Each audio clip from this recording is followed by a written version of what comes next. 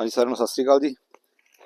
ਇਹ ਕੱਲ ਇੱਕ ਅਸੀਂ ਰੌਕ ਪੈਥਨ ਰੈਸਕਿਊ ਕੀਤਾ ਸੀ, ਜਿਹਨੂੰ ਕਿ ਉਹਦੀ ਅਸੀਂ ਹੁਣ ਰੀਅਲ ਦੁਨੀਆ ਦੇ ਵਿੱਚ ਛੱਡਣ ਵਾਸਤੇ ਆਏ ਹਾਂ।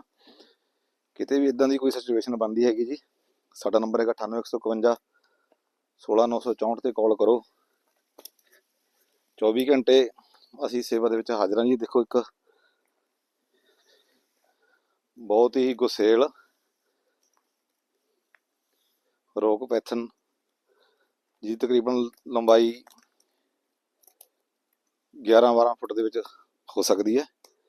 ਇਹਨੂੰ ਅਸੀਂ ਹੁਣ ਇਹਦੀ ਰੀਅਲ ਦੁਨੀਆ ਦੇ ਵਿੱਚ ਅਸੀਂ ਛੱਡਣ ਵਾਸਤੇ ਆਏ ਹਾਂ ਜੀ। ਤੁਹਾਡੇ ਦੇਖਦੇ ਦੇਖਦੇ ਨੇ ਆਪਣੀ ਰੀਅਲ ਦੁਨੀਆ ਦੇ ਵਿੱਚ ਚਲੇ ਜਾਣਾ। ਸਾਡਾ YouTube ਤੇ ਚੈਨਲ ਹੈਗਾ ਜੀ PSD ਸਨੇਕ। ਇੱਦਾਂ ਦੀਆਂ ਹੋਰ ਵੀਡੀਓ ਦੇਖਣ ਵਾਸਤੇ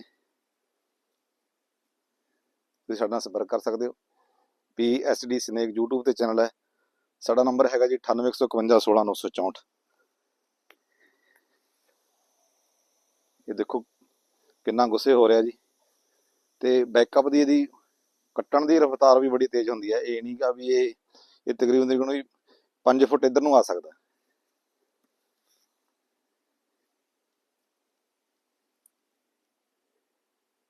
ਓਕੇ ਜੀ।